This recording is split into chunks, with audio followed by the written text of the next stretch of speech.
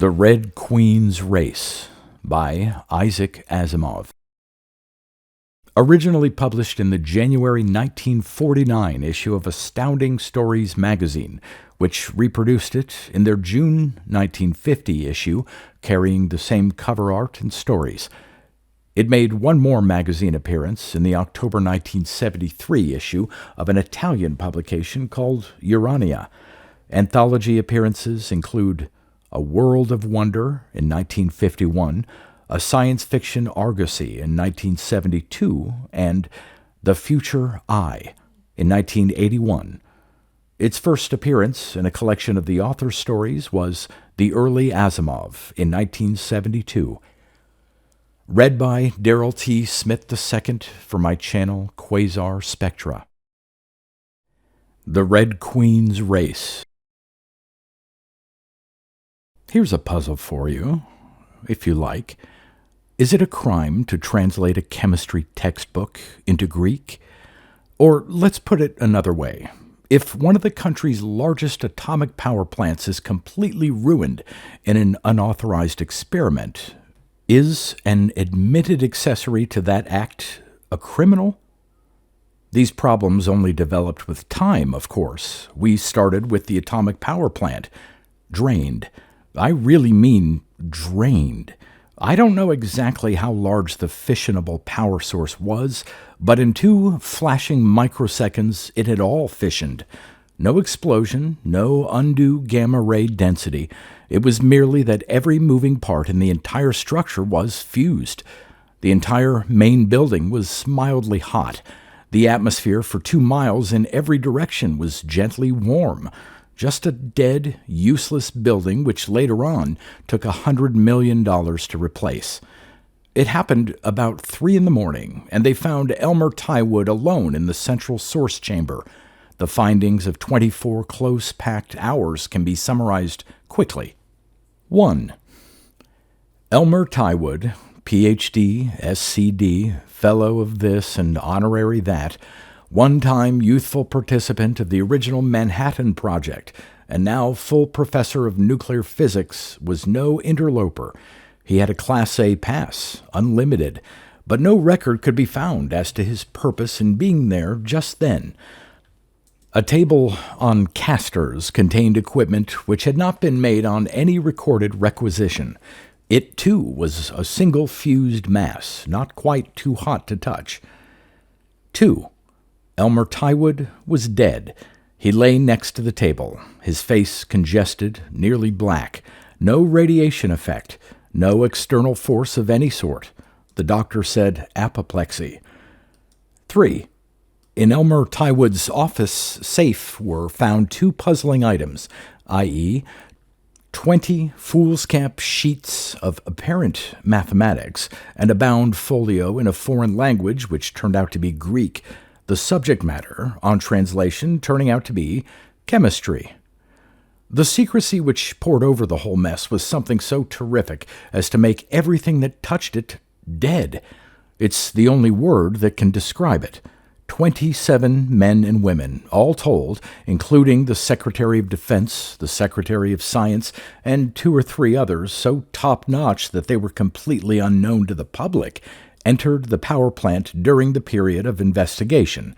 Any man who had been in the plant that night, the physicist who had identified Tywood, the doctor who had examined him, were retired into virtual home arrest.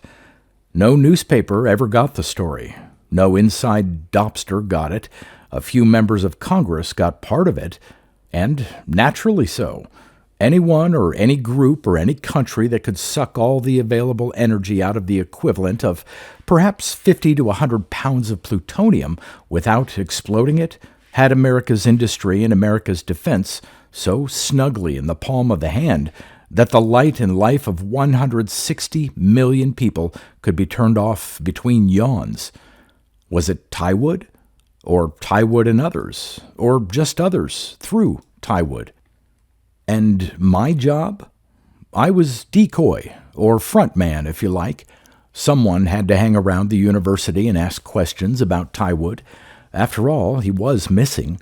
It could be amnesia, a holdup, a kidnapping, a killing, a runaway, insanity, accident. I could busy myself with that for 5 years and collect black looks, and maybe divert attention. To be sure, it didn't work out that way. But don't think I was in on the whole case at the start. I wasn't one of the 27 men I mentioned a while back, though my boss was. But I knew a little, enough to get started. Professor John Kaiser was also in physics. I didn't get to him right away. There was a good deal of routine to cover first, in as conscientious a way as I could. Quite meaningless, quite necessary, but I was in Kaiser's office now. Professors' offices are distinctive. Nobody dusts them except some tired cleaning woman who hobbles in and out at 8 in the morning, and the professor never notices the dust anyway. Lots of books without much arrangement. The ones close to the desk are used a lot. Lectures are copied out of them. The ones out of reach are wherever a student put them back after borrowing them. Then there are professional journals that look cheap and are darned expensive, which are waiting about and which may someday be read, and plenty of paper on the desk, some of it scribbled on. Kaiser was an elderly man, one of Tywood's generation. His nose was big and rather red, and he smoked a pipe. He had that easygoing and non-predatory look on his eyes that goes with an academic job, either because that kind of job attracts that kind of man, or because that kind of job makes that kind of man. I said, "What kind of work is Professor Tywood doing?" "Research physics." Answers like that bounce off me. Some years ago they used to get me mad. Now I just said, "We know that, Professor. It's the details I'm after." And he twinkled at me tolerantly. "Surely the details can't help much unless you're a research physicist yourself. Does it matter under the circumstances?" "Maybe not, but he's gone. If anything's happened to him in the way of," I gestured and deliberately cliched, "foul play, his work may have something to do with it, unless he's rich and the motive is money." Kaiser chuckled dryly. "College professors are never rich. The commodity we peddle is but lightly considered, seeing how large the supply is." I ignored that, too, because I know my looks are against me. Actually, I finished college with a "very good" translated into Latin so that the college president could understand it, and never played in a football game in my life. But I look rather the reverse. I said, "Then we're left with his work to consider." "You mean spies? International intrigue?" "Why not? It's happened before. After all, he's a nuclear physicist, isn't he?" "He is, but so are the others. So am I." "Ah, but perhaps he knows something you don't." There was a stiffening to the jaw. When caught off guard, professors can act just like people. He said, stiffly, "As I recall offhand, Tywood has published papers on the effect of liquid viscosity on the wings of the Rayleigh line, on higher-order field equations, and on spin-orbit coupling of two nucleons, but his main work is on quadrupole moments. I am quite competent in these matters." "Is he working on quadrupole moments now?"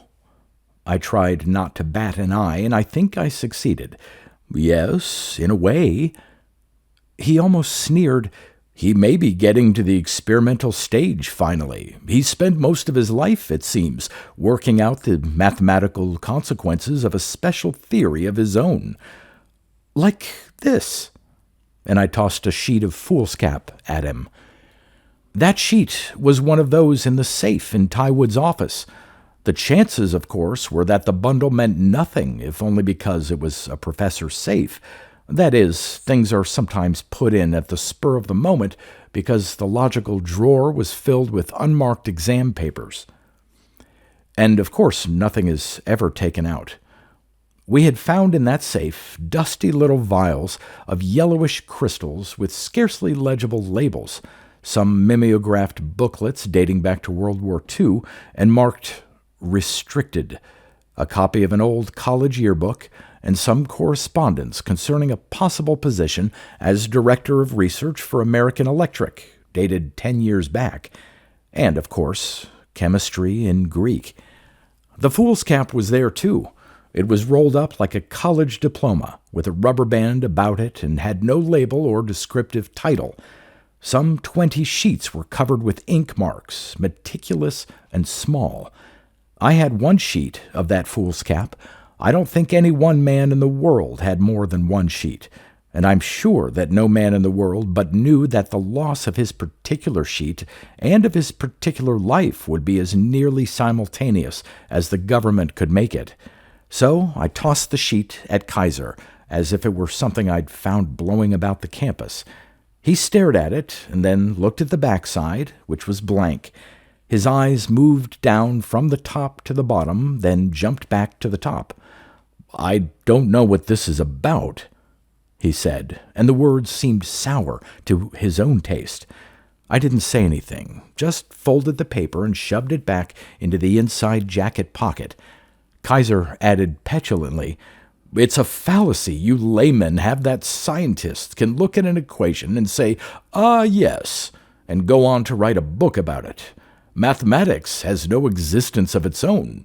It is merely an arbitrary code devised to describe physical observations or philosophical concepts. Every man can adapt it to his own particular needs. For instance, no one can look at a symbol and be sure of what it means. So far, science has used every letter in the alphabet, large, small, and italic, each symbolizing many different things. They have used bold-faced letters, Gothic-type letters, Greek letters, both capital and small, subscripts, superscripts, asterisks, even Hebrew letters. Different scientists use different symbols for the same concept, and the same symbol for different concepts.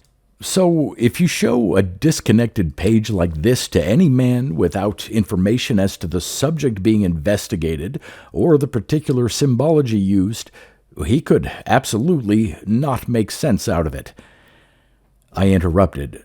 "But you said he was working on quadrupole moments. Does that make this sensible?" And I tapped the spot on my chest where the foolscap had been slowly scorching a hole in my jacket for 2 days. "I can't tell. I saw none of the standard relationships that I'd expect to be involved. At least, I recognized none, but I obviously can't commit myself." There was a short silence, and then he said, "I'll tell you. Why don't you check with his students?"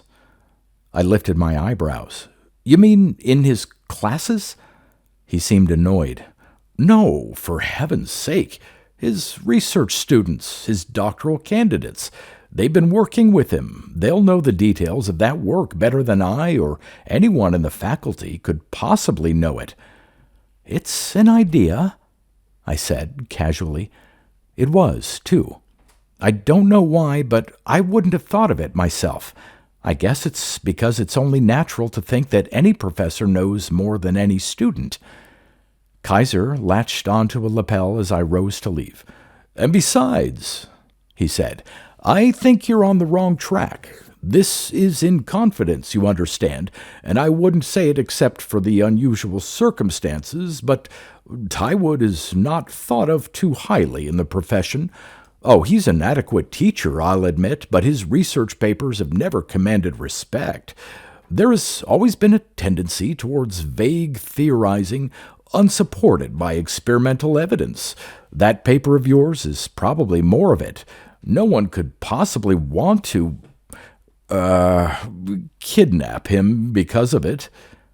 "Is that so?" "I see. Any ideas yourself as to why he's gone or where he's gone?" "Nothing concrete," he said, pursing his lips, "but everyone knows he is a sick man. He had a stroke 2 years ago that kept him out of classes for a semester. He never did get well. His left side was paralyzed for a while, and he still limps. Another stroke would kill him. It could come at any time."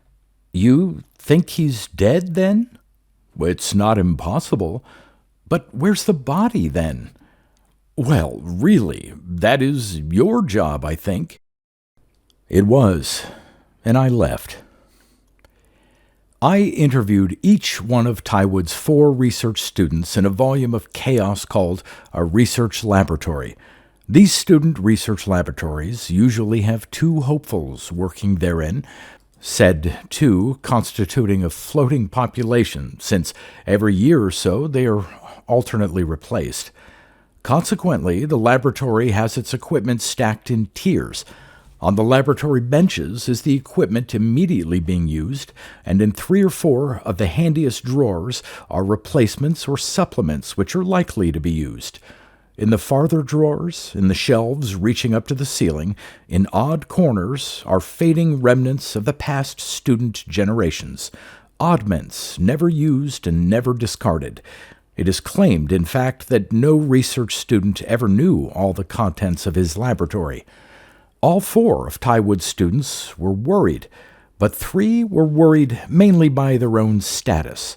That is, by the possible effect the absence of Tywood might have on the status of their problem.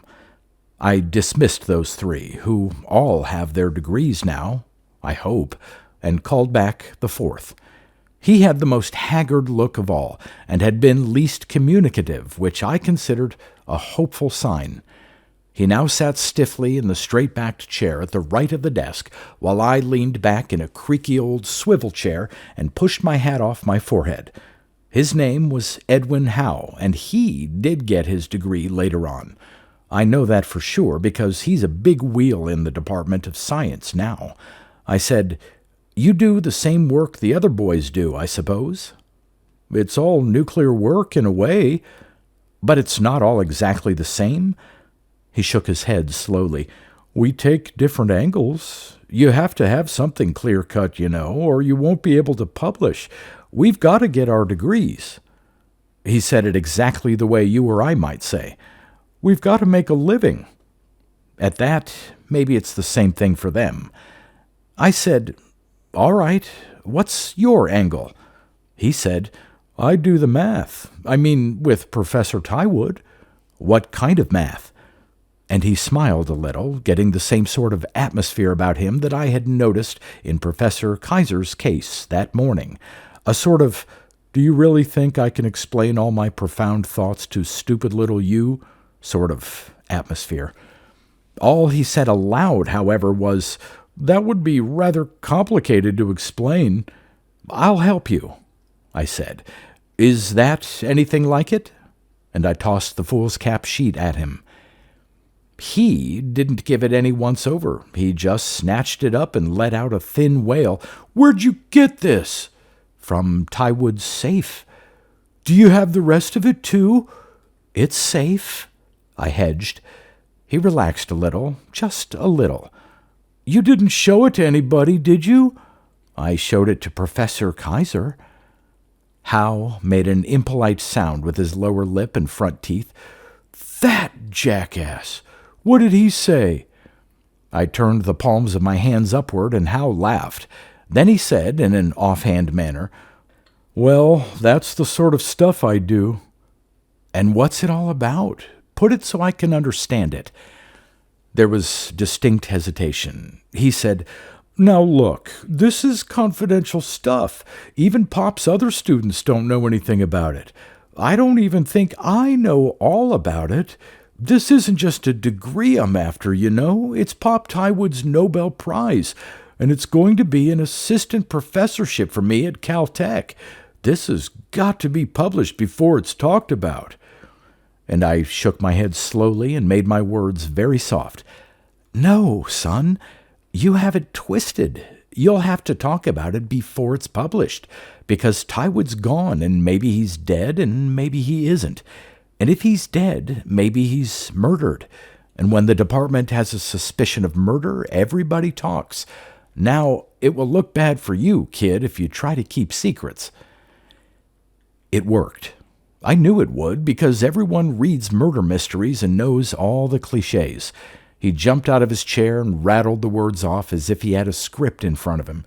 "Surely," he said, "you can't suspect me of anything like that.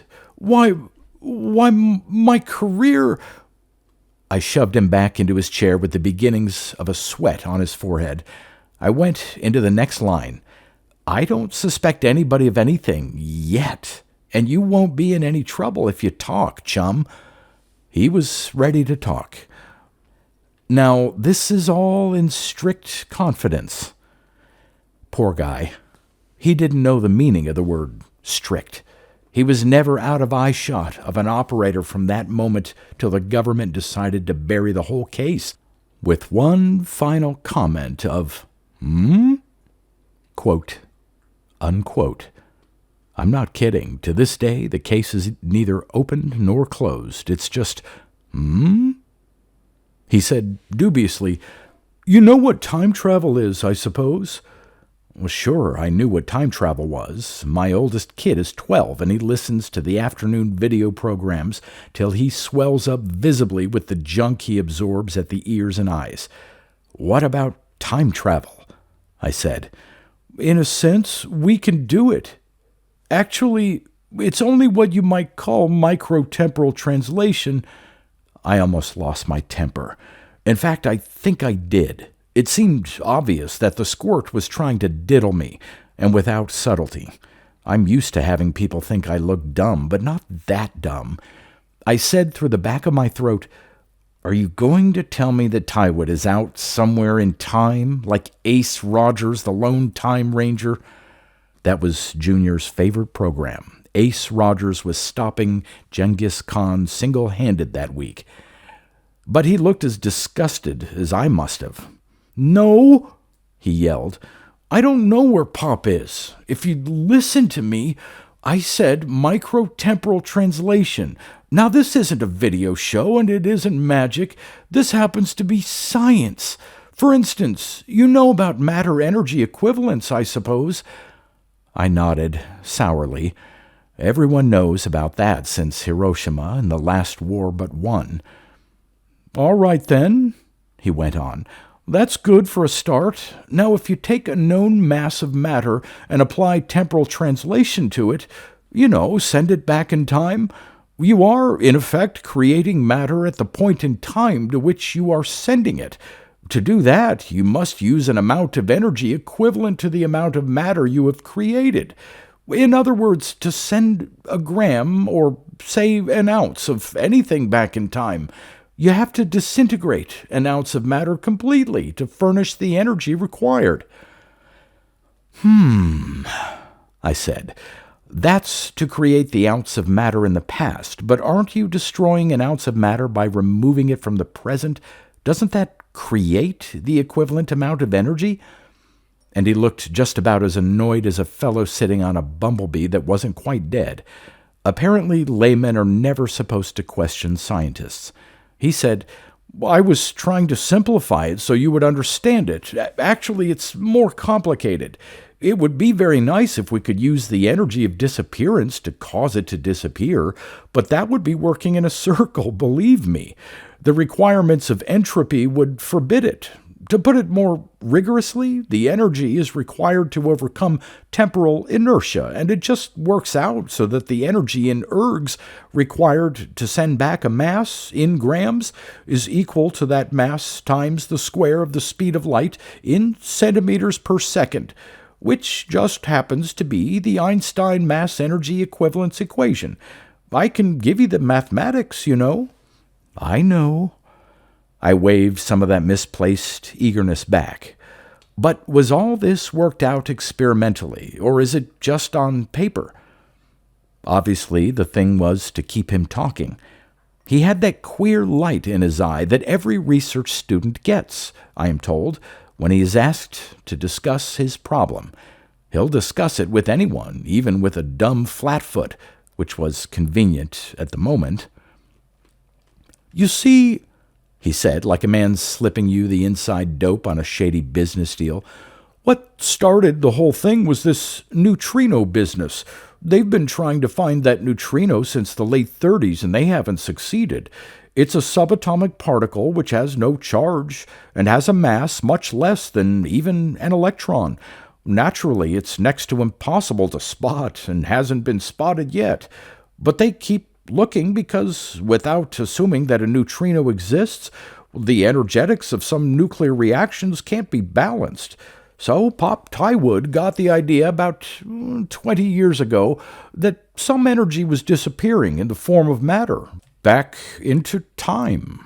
We got working on that, or he did, and I'm the first student he's ever had tackle it along with him.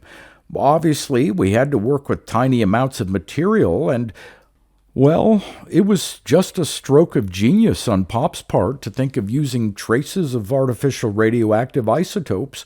You could work with just a few micrograms of it, by following its activity with counters. The variation of activity with time should follow a very definite and simple law which has never been altered by any laboratory condition known.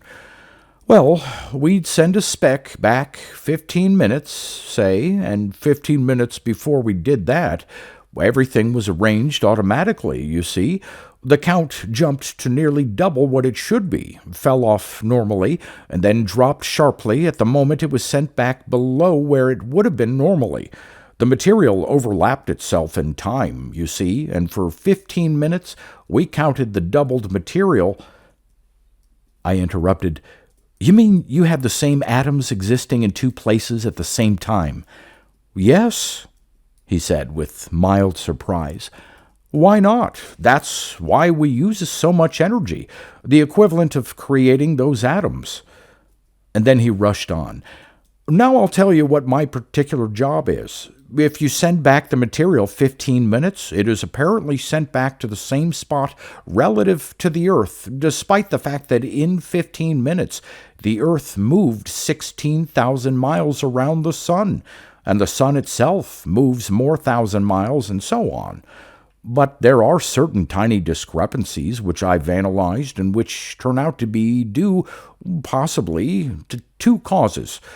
First, there is a frictional effect, if you can use such a term, so that matter does drift a little with respect to the Earth, depending on how far back in time it is sent, and on the nature of the material. Then, too, some of the discrepancy can only be explained by the assumption that passage through time itself takes time.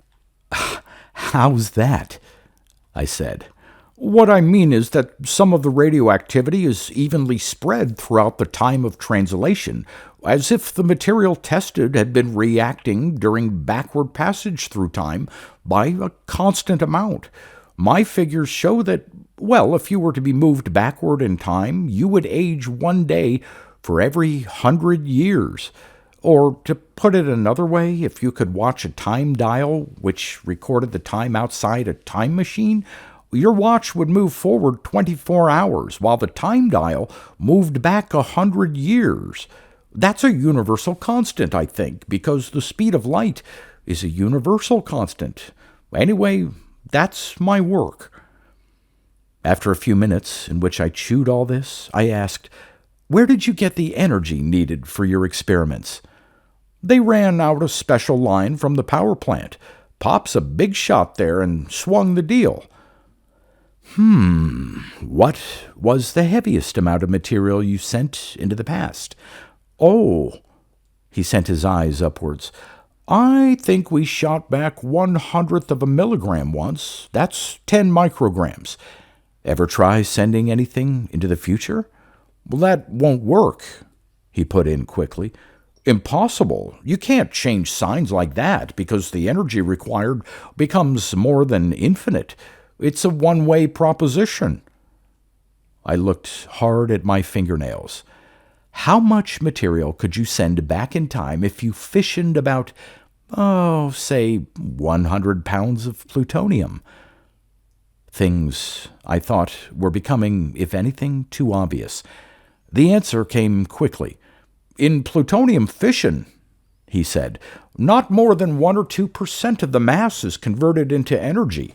Therefore, 100 pounds of plutonium, when completely used up, would send a pound or two back into time." "Is that all? But could you handle all that energy? I mean, 100 pounds of plutonium can make quite an explosion." "All relative," he said, a bit pompously. If you took all that energy and let it loose a little at a time, you could handle it. If you released it all at once, but used it just as fast as you released it, you could still handle it. If you released it all at once, but used it just as fast as you released it, you could still handle it. In sending back material through time, energy can be used much faster than it can possibly be released, even through fission. Theoretically, anyway. But how do you get rid of it? It's spread through time, naturally. Of course, the minimum time through which material could be transferred would therefore depend on the mass of the material. Otherwise, you're liable to have the energy density with time too high. All right, kid, I said. I'm calling up headquarters, and they'll send a man here to take you home. You'll stay there a while. But what for? It won't be long. It wasn't, and it was made up to him afterwards. I spent the evening at headquarters. We had a library there, a very special kind of library. The very morning after the explosion, 2 or 3 operators had drifted quietly into the chemistry and physics libraries of the university, experts in their way. They located every article Tywood had ever published in any scientific journal and had snapped each page. Nothing was disturbed otherwise. Other men went through the magazine files and through book lists. It ended with a room at headquarters that represented a complete Tywoodana. Nor was there a definite purpose in doing this. It merely represented part of the thoroughness with which a problem of this sort is met. I went through that library, not the scientific papers. I knew there'd be nothing there that I wanted, but he had written a series of articles for a magazine 20 years back, and I read those. And I grabbed at every piece of private correspondence they had available. After that, I just sat and thought, and got scared. I got to bed about 4 in the morning and had nightmares, but I was in the boss's private office at 9 in the morning just the same. He's a big man, the boss, with iron-gray hair slicked down tight. He doesn't smoke, but he keeps a box of cigars on his desk, and when he doesn't want to say anything for a few seconds, he picks one up, rolls it about a little, smells it, then sticks it right into the middle of his mouth, and lights it in a very careful way. By that time, he either has something to say or he doesn't have to say anything at all. Then he puts the cigar down and lets it burn to death. He used up a box in about 3 weeks, and every Christmas, half his gift wraps held boxes of cigars. He wasn't reaching for any cigars now, though. He just folded his big fists together on the desk and looked up at me from under a creased forehead. "What's boiling?" I told him, slowly, because micro-temporal translation doesn't sit well with anybody, especially when you call it time travel, which I did. It's a sign of how serious things were that he only asked me once if I were crazy. Then I was finished, and we stared at each other. He said, "And you think he tried to send something back in time? Something weighing a pound or 2 and blew an entire plant doing it?" "It fits in," I said. I let him go for a while. He was thinking, and I wanted him to keep on thinking. I wanted him, if possible, to think of the same thing I was thinking, so that I wouldn't have to tell him, because I hated to have to tell him, because it was nuts for one thing, and too horrible for another. So I kept quiet, and he kept on thinking, and every once in a while some of his thoughts came to the surface. After a while, he said, "Assuming the student, Howe, to have told the truth, and you'd better check his notebooks, by the way, which I hope you've impounded. The entire wing of that floor is out of bounds, sir. Edwards has the notebooks." He went on, "All right, assuming he told us all the truth he knows, why did Tywood jump from less than a milligram to a pound?" His eyes came down, and they were hard. "Now you're concentrating on the time travel angle. To you, I gather, that is the crucial point, with the energy involved as incidental. Purely incidental." "Yes, sir," I said grimly. "I think exactly that." "Have you considered that you might be wrong? That you might have matters inverted?" "I don't quite get that." Well, look, you say you've read up on Tiewood. All right, he was one of the bunch of scientists after World War II that fought the atom bomb, wanted a world state. You know about that, don't you? I nodded. He had a guilt complex, the boss said with energy. He'd helped work out the bomb, and he couldn't sleep nights thinking of what he'd done. He lived with that fear for years, and even though the bomb wasn't used in World War III, can you imagine what every day of uncertainty must have meant to him? Can you imagine the shriveling horror in his soul as he waited for others to make the decision at every crucial moment till the final compromise of 65? We have a complete psychiatric analysis of Tiewood and several others just like him, taken during the last war. Did you know that? No, sir. It's true. We let up after 65, of course, because with the establishment of world control of atomic power, the scrapping of the atomic bomb stockpile in all countries, and the establishment of research liaison among the various spheres of influence on the planet, most of the ethical conflict in the scientific mind was removed. But the findings at the time were serious. In 1964, Tiewood had a morbid subconscious hatred for the very concept of atomic power. He began to make mistakes, serious ones. Eventually, we were forced to take him off research of any kind, and several others as well, even though things were pretty bad at the time. We had just lost India, if you remember. Considering that I was in India at the time, I remembered, but I still wasn't seeing his point. Now, what, he continued, if dregs of that attitude remained buried in Tiewood to the very end? Don't you see that this time travel is a double-edged sword? Why throw a pound of anything into the past anyway? For the sake of proving a point? He had proved his case just as much when he sent back a fraction of a milligram. That was good enough for the Nobel Prize, I suppose. But there was one thing he could do with a pound of matter that he couldn't do with a milligram, and that was to drain a power plant. So that was what he must have been after. He had discovered a way of consuming inconceivable quantities of energy. By sending back 80 pounds of dirt, he could remove all the existing plutonium in the world, end atomic power for an indefinite period. I was completely unimpressed, but I tried not to make that too plain. I just said, "Do you think he could possibly have thought he could get away with it more than once? This is all based on the fact that he wasn't normal, man. How do I know what he could imagine he could do? Besides, there may be men behind him with less science and more brains who are quite ready to continue onwards from this point. Have any of these men been found yet? Any evidence of such men?" A little wait, and his hand reached for the cigar box. He stared at the cigar and turned it end for end. Just a little wait more. I was patient. Then he put it down decisively without lighting it. "No," he said. He looked at me and clear through me and said, "Then you still don't go for that?" I shrugged. "Well, it doesn't sound right. Do you have a notion of your own?" "Yes, but I can't bring myself to talk about it. If I'm wrong, I'm the wrongest man that ever was, but if I'm right, I'm the rightest." "I'll listen," he said, and he put his hand under the desk. That was the payoff. The room was armored, soundproof, and radiation-proof to anything short of a nuclear explosion, and with that little signal showing on his secretary's desk, the President of the United States couldn't have interrupted us. I leaned back and said, "Chief, do you happen to remember how you met your wife? Was it a little thing?" He must have thought it was a non sequitur.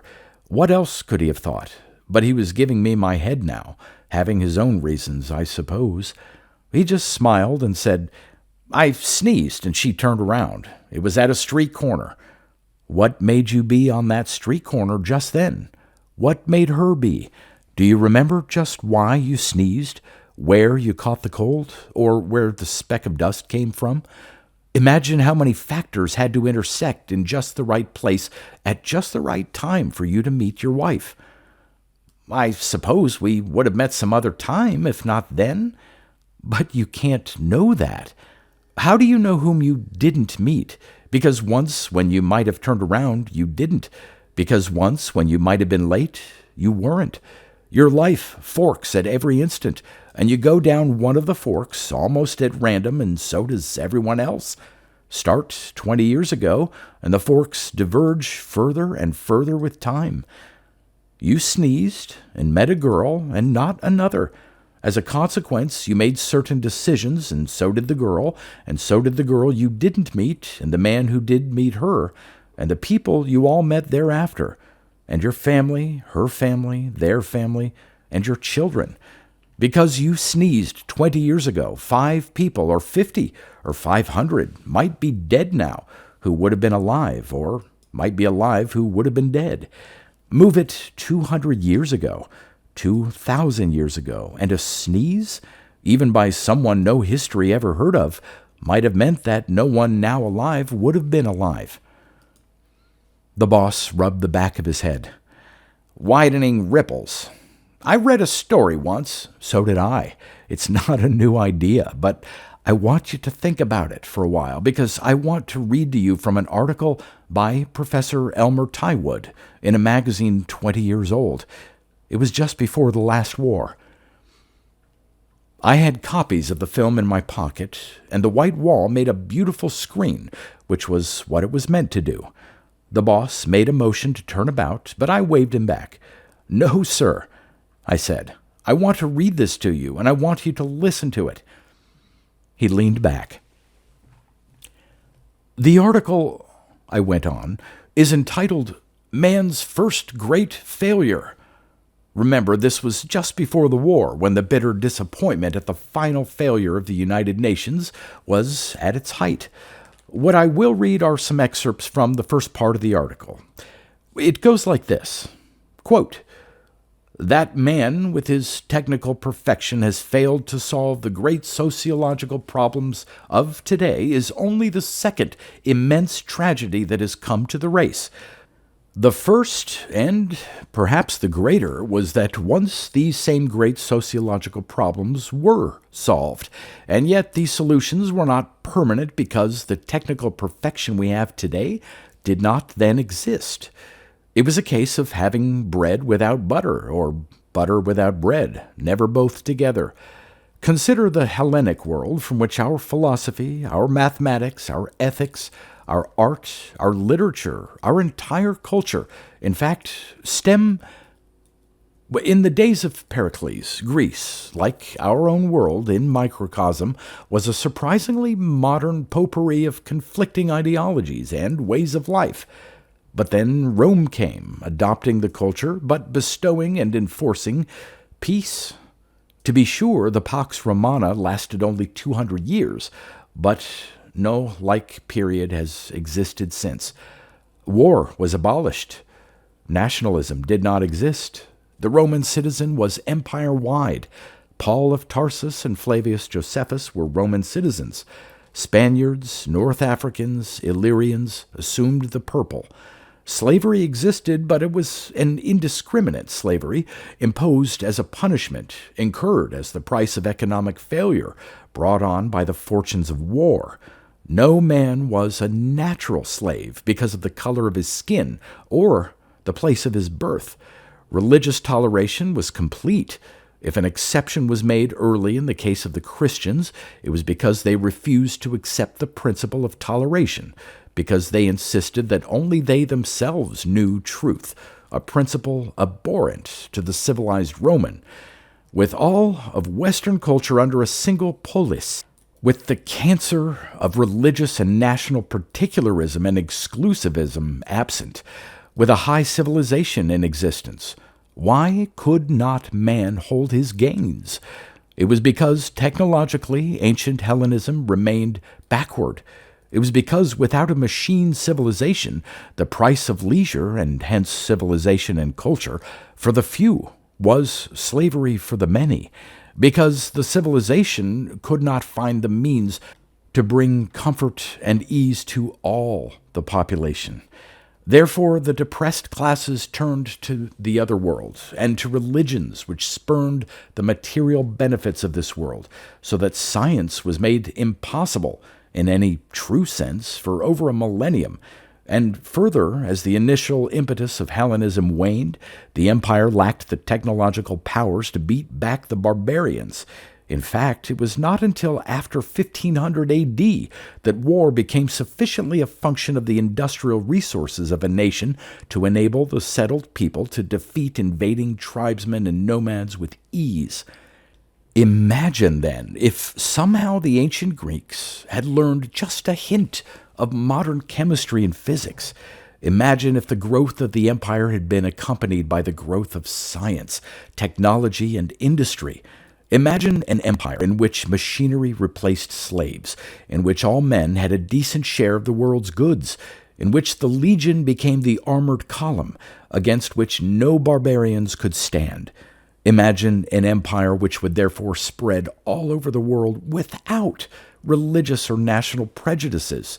An empire of all men, all brothers, eventually all free. If history could be changed, if that first great failure could have been prevented. And I stopped at that point. "Well," said the boss.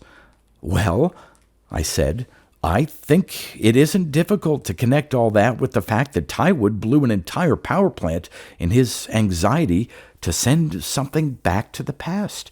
While in his office safe, we found sections of a chemistry textbook translated into Greek." His face changed while he considered. Then he said heavily, "But nothing's happened." "I know. But then I've been told by Tywood's student that it takes a day to move back a century in time. Assuming that ancient Greece was the target area, we have 20 centuries, hence 20 days. But can it be stopped?" "I wouldn't know. Tywood might, but he's dead." The enormity of it all hit me at once, deeper than it had the night before. All humanity was virtually under sentence of death. And while that was merely horrible abstraction, the fact that reduced it to a thoroughly unbearable reality was that I was, too, and my wife, and my kid. Further, it was a death without precedence, a ceasing to exist, and no more, the passing of a breath, the vanishing of a dream, the drift into eternal non-space and non-time of a shadow. I would not be dead at all, in fact. I would merely never have been born. Or would I? Would I exist? My individuality? My ego? My soul, if you like? Another life? Other circumstances? I thought none of that in words then. But if a cold knot in the stomach could ever speak under the circumstances, it would sound like that, I think. The boss moved in on my thoughts. Hard. "Then we have about 2.5 weeks. No time to lose. Come on." I grinned with one side of my mouth. "What do we do? Chase the book?" "No," he replied coldly. "But there are 2 courses of action we must follow. First, you may be wrong altogether. All of this circumstantial reasoning may still represent a false lead, perhaps deliberately thrown before us to cover up the real truth. That must be checked. Secondly, you may be right, but there may be some way of stopping the book, other than chasing it in a time machine, I mean. If so, we must find out how." "I would just like to say, sir, if this is a false lead, only a madman would consider it a believable one. So suppose I'm right, and suppose there's no way of stopping it. Then, young fellow, I'm going to keep pretty busy for 2.5 weeks, and I'd advise you to do the same. The time will pass more quickly that way." Of course, he was right. "Where do we start?" I asked.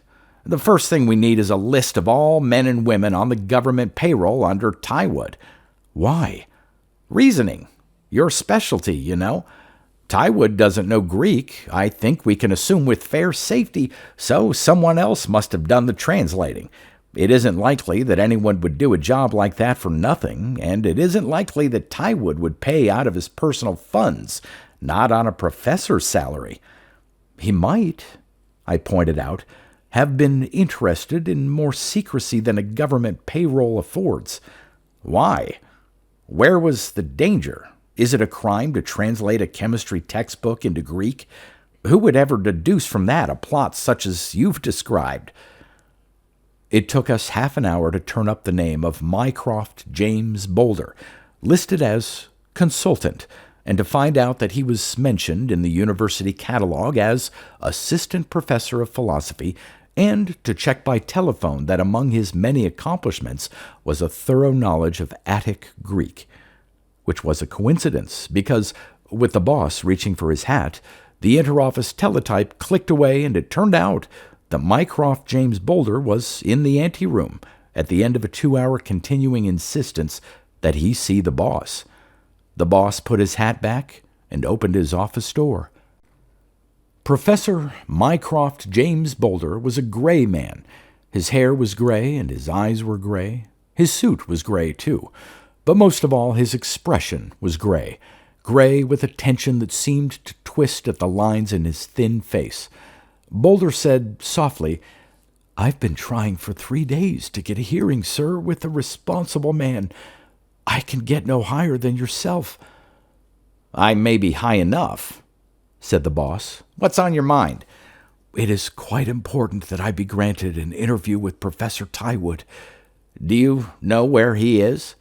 "I am quite certain that he is in government custody." "Why?" "Because I know that he was planning an experiment which would entail the breaking of security regulations.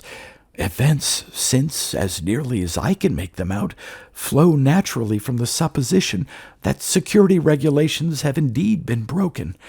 I can presume, then, that the experiment has at least been attempted. I must discover whether it has been successfully concluded." "Professor Boulder," said the boss, "I believe you can read Greek." "Yes, I can." Coolly. "And have translated chemical texts for Professor Tywood on government money?" "Yes, as a legally employed consultant." "Yet such translation under the circumstances constitutes a crime, since it makes you an accessory to Tywood's crime." "You can establish a connection?" "Can't you? Or haven't you heard of Tywood's notions on time travel? Or what do you call it? Micro-temporal translation?" "Ah," and Boulder smiled a little. "He's told you, then?" "No, he hasn't," said the boss harshly. "Professor Tywood is dead."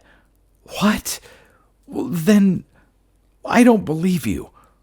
"He died of apoplexy. Look at this." He had one of the photographs taken that first night in his wall safe. Tywood's face was distorted but recognizable, sprawled and dead. Boulder's breath went in and out as if the gears were clogged. He stared at the picture for 3 full minutes by the electric clock on the wall. "Where is this place?" he asked. "The atomic power plant." Had he finished his experiment? The boss shrugged. "There's no way of telling. He was dead when we found him." Boulder's lips were pinched and colorless. "That must be determined somehow.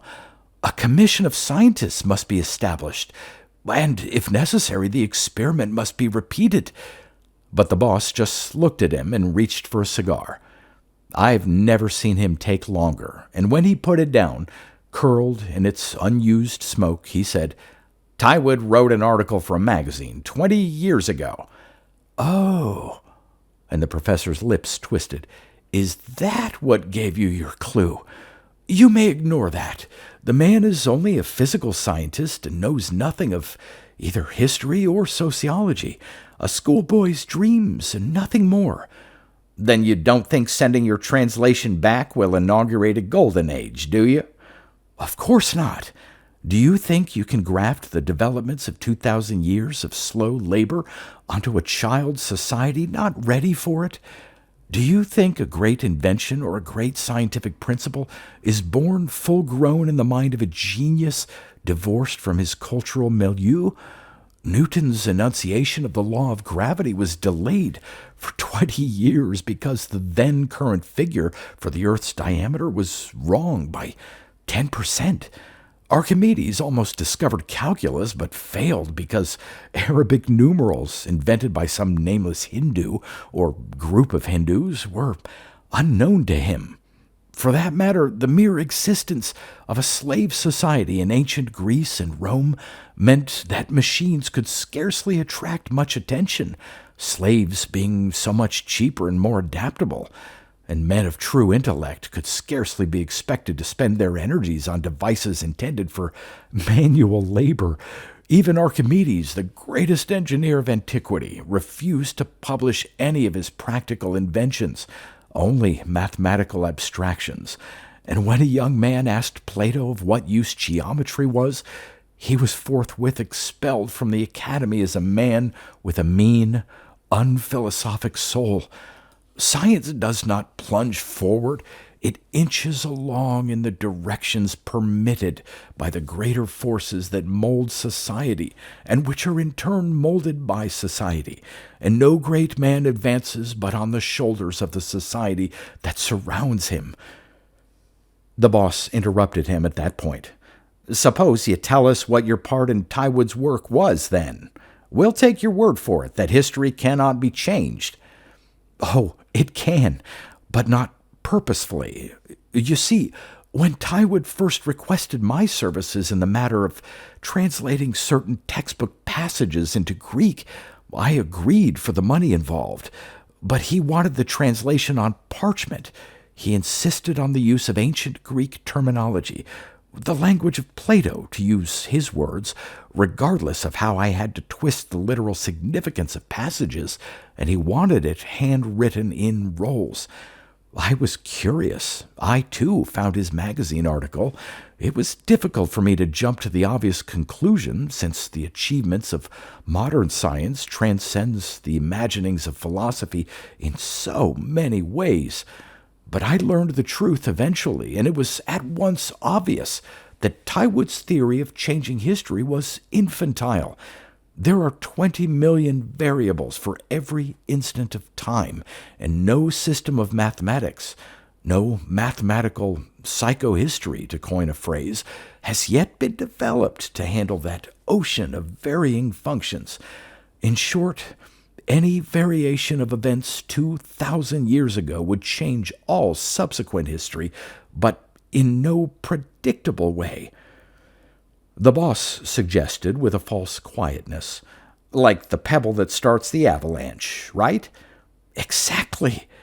You have some understanding of the situation, I see.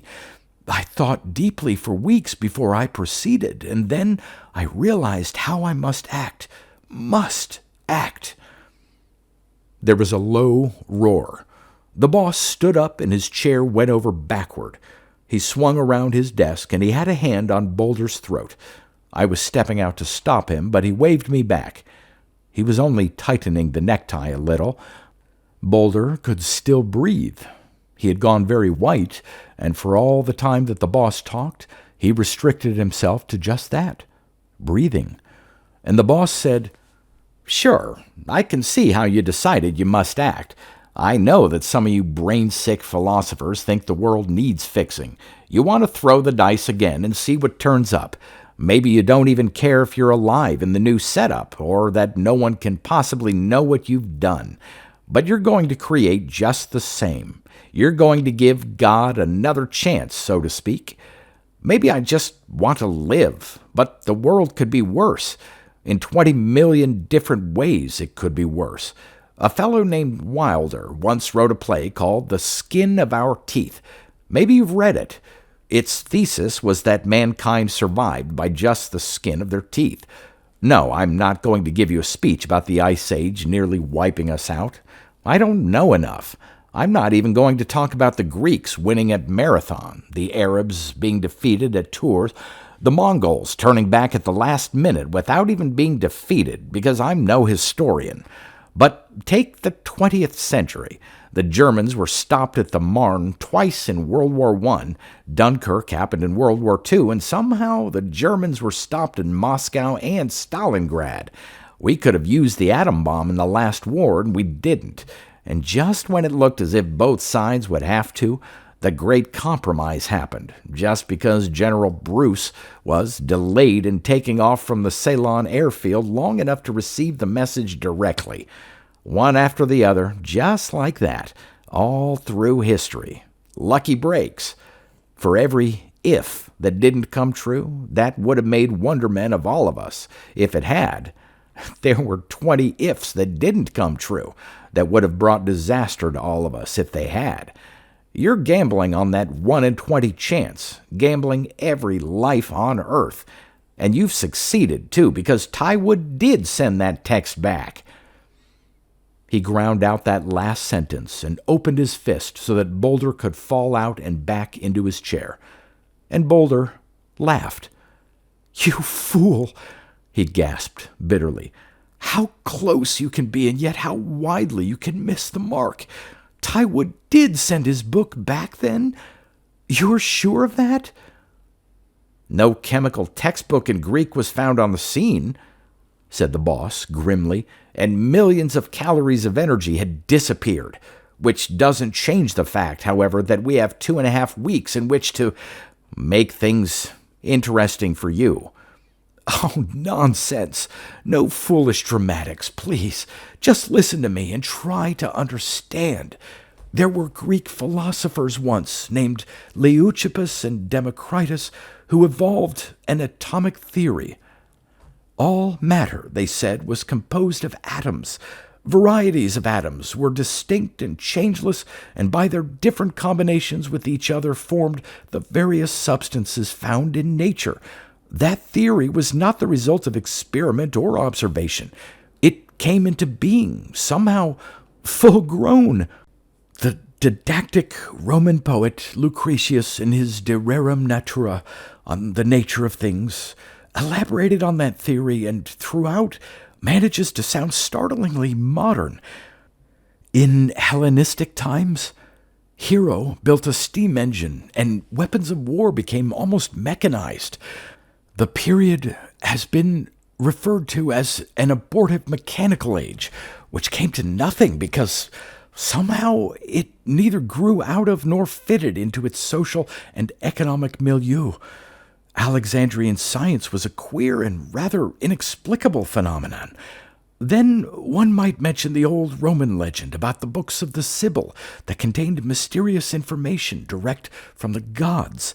In other words, gentlemen, while you are right that any change in the course of past events, however trifling, would have incalculable consequences, and while I also believe that you are right in supposing that any random change is much more likely to be for the worse than for the better, I must point out that you are nevertheless wrong in your final conclusions, because this is the world in which the Greek chemistry text was sent back.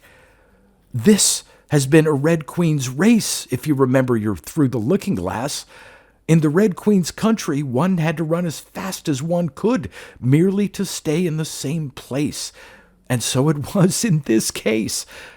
Tywood may have thought he was creating a new world, but it was I who prepared the translations, and I took care that only such passages as would account for the queer scraps of knowledge the ancients apparently got from nowhere would be included, and my only intention for all my racing was to stay in the same place. 3 weeks passed, 3 months, 3 years. Nothing happened. When nothing happens, you have no proof. We gave up trying to explain, and we ended, the boss and I, by doubting it ourselves. The case never ended.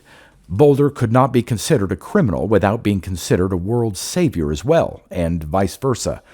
He was ignored. And in the end, the case was neither solved nor closed out, merely put in a file all by itself under the designation, and buried in the deepest vaults in Washington. The boss is in Washington now, a big wheel, and I'm regional head of the Bureau. Boulder is still assistant professor, though. Promotions are slow at the university.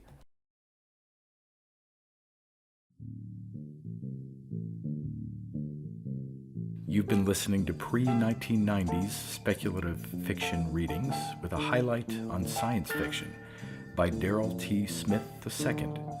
Please consider clicking the donation link in the description box. Thank you so much for your time and your imagination.